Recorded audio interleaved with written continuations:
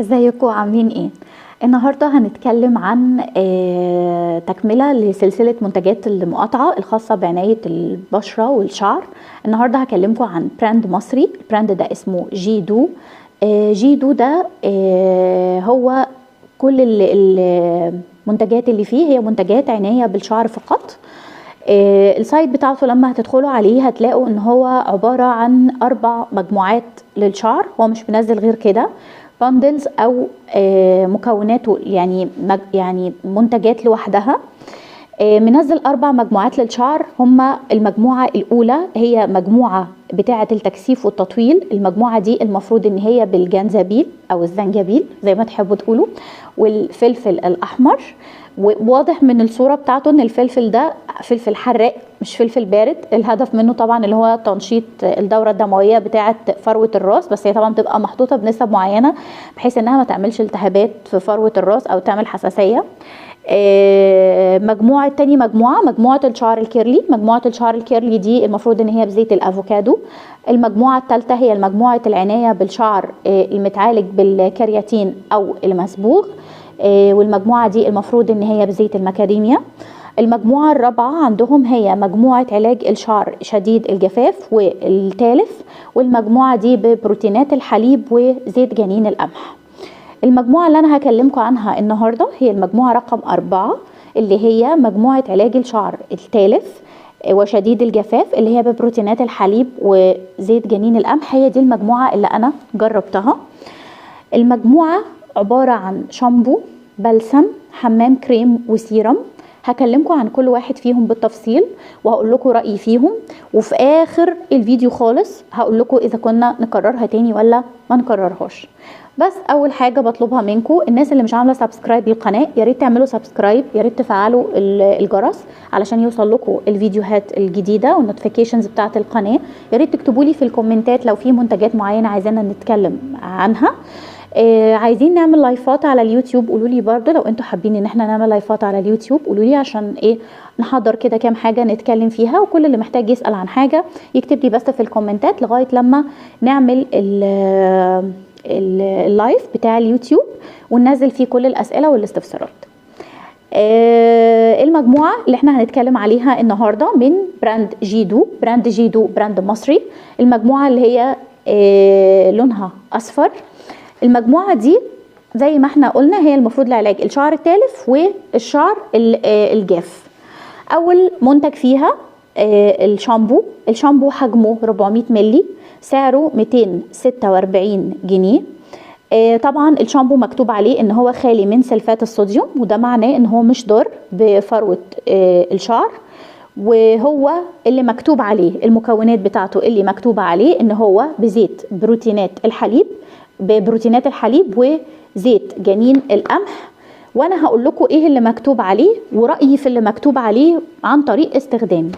مكتوب عليه ان هو بيرطب وبيغذي الشعر القابل للتكسر، يعني الشعر الضعيف هو بيغذيه، وبيزيد من طبقة الكرياتين حوالين الشعرة فبيخلي الشعرة نفسها ناعمة وسهلة التصفيف. تمام.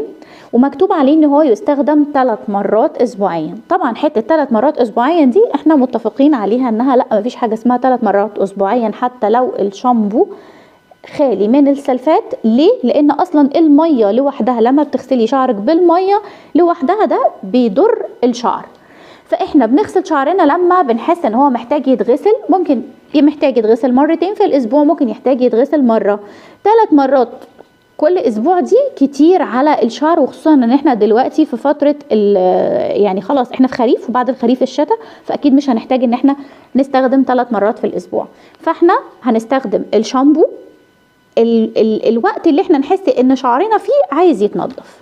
ماشي، يبقى ده كده بالنسبه للي مكتوب عليه وايه ورأيي. مكتوب عليه بقى المكونات بتاعته. انا قلت لكم على المكونات اللي هي مكتوبه عليه ان هو ببروتينات الحليب وزيت جنين القمح. لما نيجي بقى نبص مكتوب ايه تاني، مكتوب زيت اللوز وزيت الزيتون، ومكتوب عليه ان هو فيه الكرياتين المتحلل وزيت حبة البركة وزيت الجوجوبا.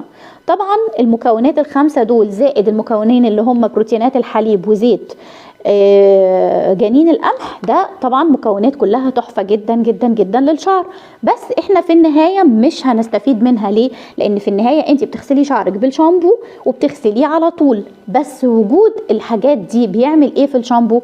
بيخلي الشامبو ما ينشفش الشعرايه. طيب احنا بنستخدم الشامبو ليه؟ عشان حاجتين. الحاجه الاولانيه انت تنضفي فروه الراس كويس وتنضفي الشعر بتاعك من بقايا المستحضرات اللي بتكون محطوطه عليه والتراب واي عوامل تانية بتبقى فيه بقى عرق او كده. والحاجه التانية من الشامبو ان هو لما تغسليه وتنضفي ما ينشفش الشعر. فانا الشامبو ده اداني الاتنين افكت. اول حاجه هو ما فيهوش سلفات صوديوم وبينظف الشعر كويس قوي قوي قوي كانه فعلا شامبو فيه سلفات، دي ميزه بصراحه فيه. كمان بينظف الشعر كويس من غير ما ينشفه. ليه من غير ما ينشفه؟ لان الزيوت اللي احنا قلناها دي اللي موجوده فيه محطوطه بنسب حلوه جدا بصراحه، انا شايفاها ما بتخليش الشعرايه تنشف، ودي بالنسبه لي ميزه كبيره جدا. يبقى الشامبو بالنسبه لي انا حلو، الافكت بتاعه جميل، مش بينشف الشعر، باخد منه الحاجات اللي انا عايزاها من الشامبو، تنظيف وفي نفس الوقت مفيش جفاف. العيب اللي فيه ايه؟ العيب اللي فيه سعره 400 ملي ب 246 جنيه، كتير برضو مش قليل بصراحه، لا هو سعره كتير. فاحنا الشامبو مثلا بالنسبه لي بستنى لما بيجي عرض. انا اوريدي استنيت لما بيجي عرض، وانا هقول لكم العرض كان نازل ازاي وانا اشتريته ازاي يعني. ده بالنسبه للشامبو. نيجي بعد كده لايه؟ للبلسم. البلسم حجمه برضو 400 ملي وسعره 246 ملي، نفس المكونات بتاعه الشامبو، لكن الملمس بتاعه ملمس حليبي. البلسم بيبقى بلسم يعني عامل كده زي ايه؟ زي اللبن التقيل شويه كده. حاجه نسيت اقولها في الشامبو افتكرتها لما جيت اكلمكم عن البلسم، ريحته حلوه قوي. يعني الشامبو ريحته حلوه، البلسم ريحته حلوه، وثابت كمان عن او نفاذ اكتر عن الشامبو، لان هو زي ما قلت كده الملمس بتاعه حليبي، فالملمس ده مدي كده الريحه بتاعته غنيه زي ما بيقولوا كده يعني. فبصراحه حلو جدا. بالنسبه للتاثير بتاعه على الشعر، هو فعلا بيطري الشعرايه لما بتيجي تستخدميه. احنا طبعا البلسم بنستخدمه على الشعر مبلول بعد ما بيتنضف، وبنحط كده بعيد عن فروه الراس، يعني بتجيبي الشعر مثلا من هنا وتحطي عليه البلسم، وبعد كده مثلا ترفعيه وتسيبيه 5-6 دقائق لغايه لما تكملي الشاور بتاعك، وبعد كده تشطفيه. النتيجه بتاعته ايه؟ النتيجه بتاعته لو انت شعرك جاف الجفاف العادي اللي بيحصل لنا مع تغير الفصول، هيبقى حلو قوي قوي معاه، مش هتحتاجي اي اضافه تانية ليه. طيب لو انا اصلا شعري جاف بطريقه مبالغ فيها، البنات الحامل، البنات اللي بترضع، البنات اللي بيبقى ساعات نفسيتها وحشه، لا قدر الله مثلا غده، اي حاجه، شعرك بتلاقيه ناشف خالص وبقى باهت وبقت الاطراف مقصفه والشعرايه نفسها متكسره، لا ساعتها انت هتحتاجي تعملي دبل افكت بان انت تجيبي كمان الخطوه الثالثه في المجموعه، وهي حمام الكريم. حمام الكريم ده حجمه 500 ملي يعني كبير، يعني الجار نص كيلو، وسعره 275 جنيه. القوام بتاعه طبعا كريمي، ريحته فوق الخيال. بتستخدميه بعد ما بتخلصي البلسم وبتحطيه على شعرك، وعشان تاخدي اقصى استفاده منه حاولي ان انت وانتي الشعر عليه حمام الكريم البسي الشاور كاب. مش هقولك اطلعي وحطي البونيه الحراري، لا، وانتي تحت عادي الميه هاتي الشاور كاب، هاتي كيس بلاستيك على قد الراس كده، اربطيه وكملي بقى خطوات الشاور بتاعتك. اذا كنتي هتعملي سكراب للجسم او هتستخدمي الليفه العاديه، هتظبطي مثلا الباديكير بتاع رجليكي، حاولي ان انت تسيبيه من 10 ل 15 دقيقه كده على شعرك حسب الجفاف بتاعه، وبعد كده اغسليه. لما تيجي تغسليه هتغسليه بميه فتره، هتلاحظي ان فعلا الشعر بقى فيه نعومه وانسيابيه وبقى سهل التسريح. بدوام الاستخدام بتاع حمام الكريم هتلاقي ان فعلا الشعرايه اتعالجت من بره، التقصيف الى حد ما خف كتير جدا، الشعرايه نفسها بقت بتلمع، في انسيابيه في التسريح، اللوك بتاع الشعر نفسه كله اتغير بقى هيلسي شويه عن مكان باهت يعني. فحمام الكريم بالنسبه لي هو خطوه اضافيه للناس اللي شعرها شديد الجفاف وفي تلف في الاطراف او في الشعرايه نفسها. طيب حمام الكريم ولا البلسم؟ لو انت هتعملي مفاضله بين الاتنين. لو انت من الناس اللي بتحب تحط عادي حمام الكريم وتقعد بال10 دقايق وال15 دقيقه، تمام براحتك. لو انت شايفه ان لا انا مش هستحمل وكده كده الموضوع بالنسبه لي انا عايزه احط البلسم وفي 3 ثواني واخلص، خلاص استخدمي البلسم. لكن انا رايي لو انت شعرك جاف قوي يبقى حمام الكريم. حتى لو انت هتغسلي شعرك وهتطلعي وهتلبسي وشعرك كده كده هيبقى لسه مبلول، هتروحي حاطه حمام الكريم ولابسه الشاور كاب بتاعك، وبعد كده بقي اشطفي حتى شعرك على الحنفيه عادي، مش لازم ترجعي تاخدي شاور تاني، يعني اغسلي كده على الحوض فعشان بس تغذي شعرك وتحافظي على اللوك بتاعه وتعالجيه كده. ده شامبو، بلسم، حمام كريم. طيب بعد دول الخطوه اللي بالنسبه لي مهمه قوي قوي قوي قوي اللي بتكمل العلاج وبتظبطه، وهي السيرم بتاع المجموعه دي. السيرم بتاع المجموعه دي وهمي حقيقي حقيقي رهيب. يعني انا استخدمت سيرامات كتيره للشعر. سيرم جيدو اللي هو ببروتينات الحليب وزيت جنين القمح رائع، ريحته ممتازه. هو حجمه 120 ملي وسعره 383 جنيه، فهو بصراحه غالي جدا. يعني انت بتتكلمي كده ان انت دخلتي في ليفل الوحش في الاسعار، وكانك بتستخدمي منتجات اصلا مستورده من بره، بس الايفكت بتاعه حقيقي يستاهل. وهو خطوه علاجيه انا شايفاها خطوه مهمه جدا جدا جدا. يعني طالما انت هتجيبي منتج عايزاه يعالج وتبقي ضامنه فلوسك، لا هاتيه. اللي هو السيرم، معلش يعني حسيت كده ان انا تهت. السيرم حلو جدا جدا، بيعالج التقصف بتاع الاطراف، بيعالج الشعرايه الضعيفه فعلا، السمك بيزيد، اللوك بتاع الشعر بيبقى ناعم وجميل وهيلسي، مش بيلزق خالص على الشعر. يعني انت لما بتنشفي شعرك يعني انت بتحطيه والشعر مبلول، لما الشعر بينشف مش بتلاقي ان انت الشعرايه ملزقه في بعضها. ريحته تحفه، بيفضل معاكي فتره كده مثلا يومين 3.